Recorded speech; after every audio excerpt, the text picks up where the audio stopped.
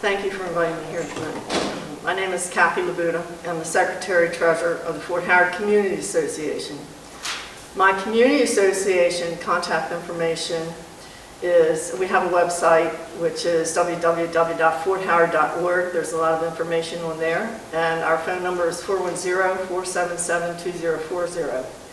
I am an officer and board member of this nonprofit corporation. We are advocates for transparency in government. We are not activists. I've been executing two federal, state, and local government agencies' FOIAs, which is the Freedom of Information Act, and PIAs, which is the Public Information Act request for the state of Maryland, for approximately 4 years. I do not claim to be an expert, however, I'm here in hopes of assisting you and your group or organization to streamline your process and to make it more efficient by passing on to you my experiences and best practices. Freedom of Information Act was enacted in 1966 and codified as 5 U.S.C. Section 552 on July 5th, 1967. It allows for full or partial disclosure of previously unreleased information and documents controlled by the U.S. government. FOIA only applies to agencies of the federal government. Note, this means it does not apply to Congress. So you see what's going on today, and I wonder why, because this act would have been passed by Congress, and if you think Congress is going to pass legislation to hold themselves accountable for anything, I have a bridge I'd like to sell to you. It doesn't apply to Congress or the judicial branch, the judicial branch being your judges, etc. It does apply to the executive branch, meaning the president. It does not allow you to get information from state or local governments. However, most state and local governments are covered by state public records laws. The request simply must be in writing and reasonably describe the records you seek. Most federal agencies now accept FOIA requests electronically, including by web, form, or email or fax. There are 9 exemptions, 2 of which are matters: 1, national security, and 2, disclosure of a person's personal information. Those are 2 of the ones that I have received. I don't know how national security would apply to me of anything that I would ask for, but those are several of them that we were given. The Maryland Public Information Act, known as the PIA, Title IV, grants the people of Maryland broad right of access to public records, gives the public the right to access government records without, and I quote, unnecessary cost and delay, while protecting legitimate government interests and their privacy right and the privacy rights of individual citizens. The PIA applies to all 3 branches of Maryland state government as well as local government entities. It is similar to the federal Freedom of Information Act, which applies to federal executive branch agencies and independent federal regulatory agencies. The PIA grants you the right to review the available records that are disclosable and to obtain copies of those records. It does not require an agency to answer informal questions or to create a record to satisfy your request. What is a public record?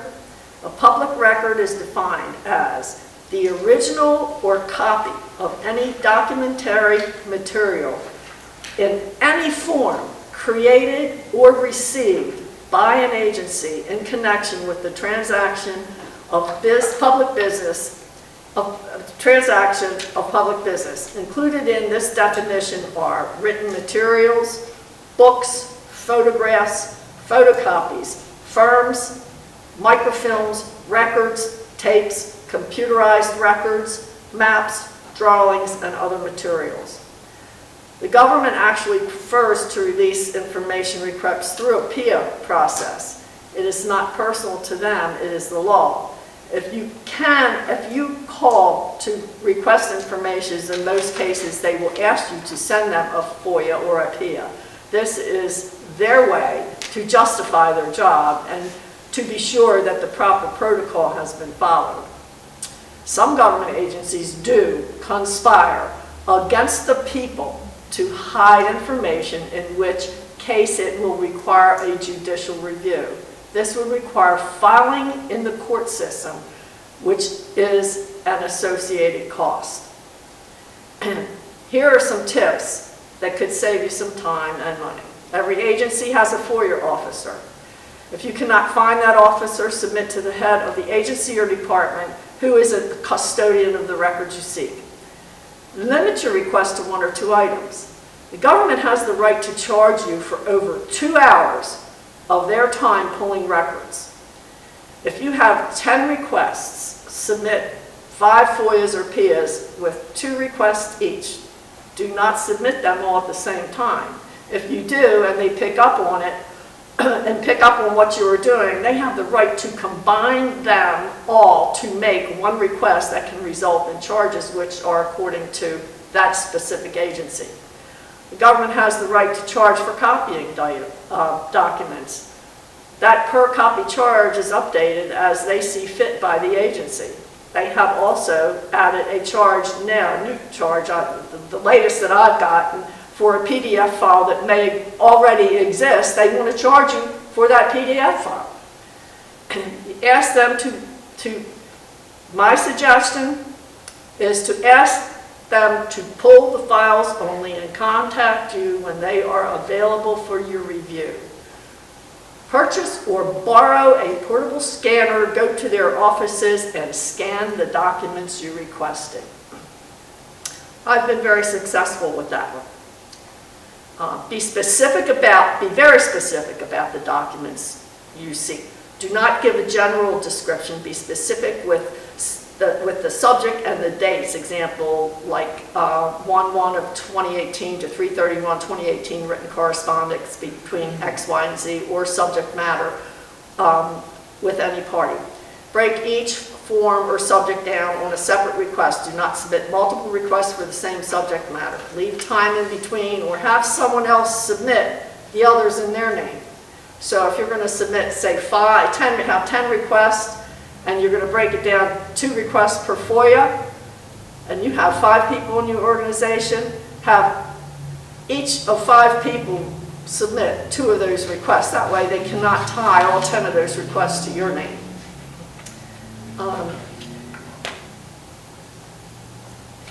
If they want to charge you, and this is not very well known, an indigent person cannot be charged a fee for the service.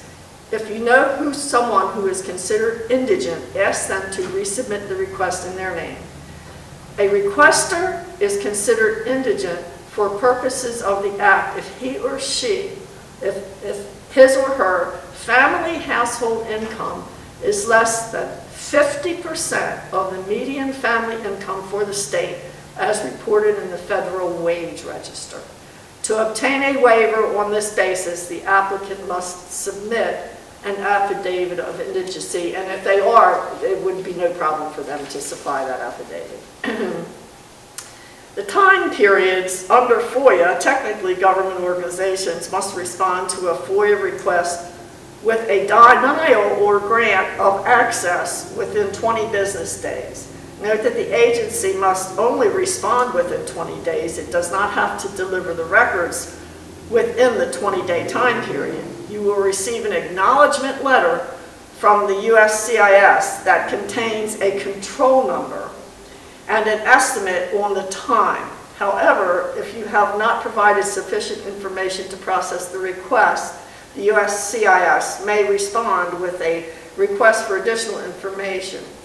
Further, they may extend the response time for an additional 10 days in certain situations.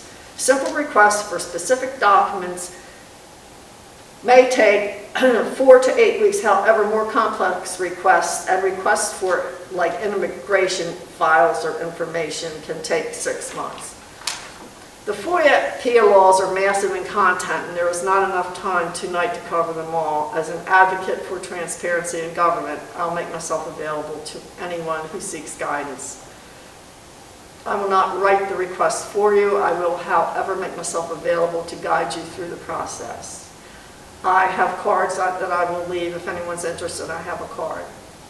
I would like to relay to you 2 particular FOIAs that our organization did submit. One was a federal to the federal government. They cited an exemption. We appealed that exemption. It took them in excess of a year, and they kept stringing us along, stringing us along, stringing us along. So we filed in the federal court system. Not so much that we wanted the records. I filed because it was in excess of a year, which was unconscionable. We filed the paperwork in the federal court downtown. The judge, after reading our complaint, agreed with us. And after the judge, of course, he has to respond. He has to have a written response to the agency. Within 10 days of the judge's response, the agency provided the documents that we requested. Another FOIA that we did was for the state of Maryland, the DNR. We asked for documentation, copies of, it was actually DNR and Department of Transportation. DNR applied to the Department of Transportation for a grant for a bike trail. We asked for a copy of the application for the grant. And we got the application and looked at how they responded to the questions that were asked on the application. 80% of the questions that they answered were lied. They were lies. They were totally lied.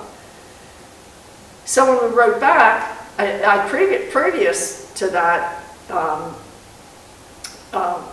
we had gone down to the DNR and asked for a copy of their file for this bike trail.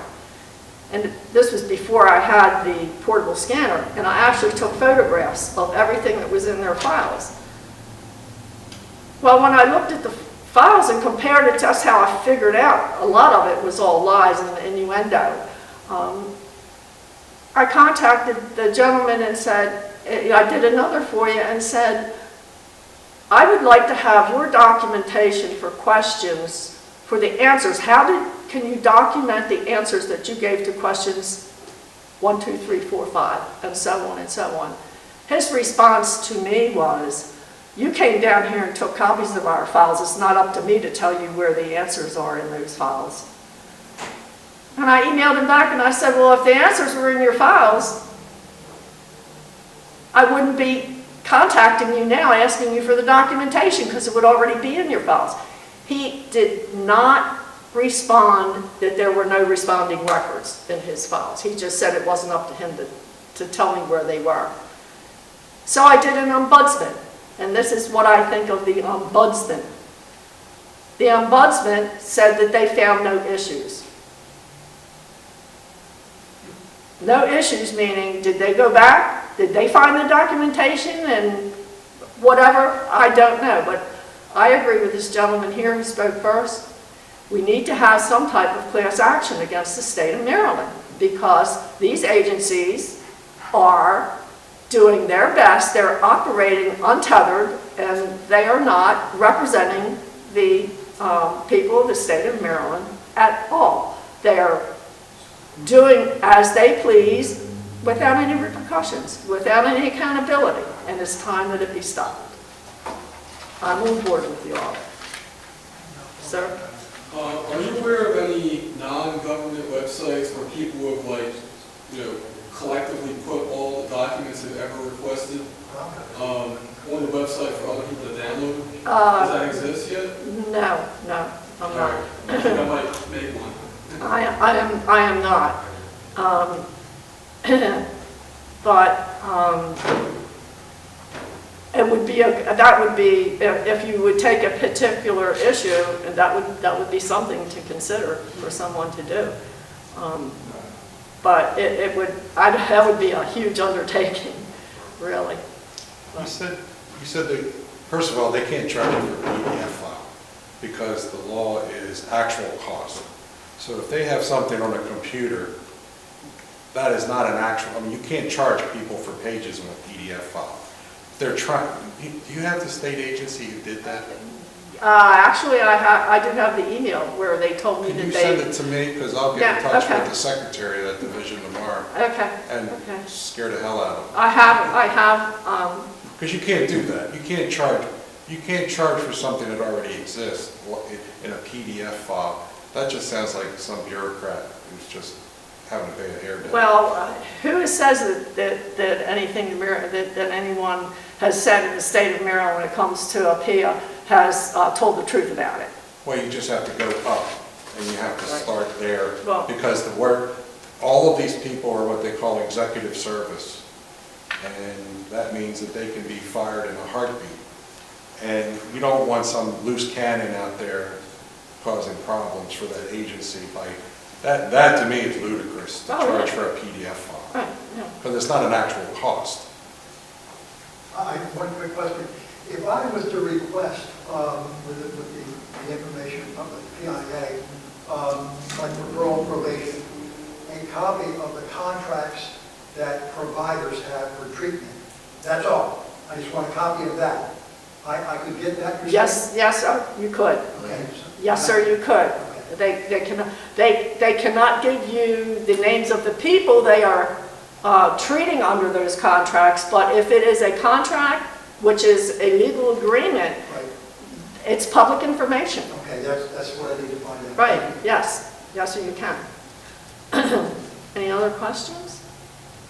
There's also a web base for contracts. There's a web base you can contact, you can look, it takes a while. You can look up the contract that you're looking for under that particular department.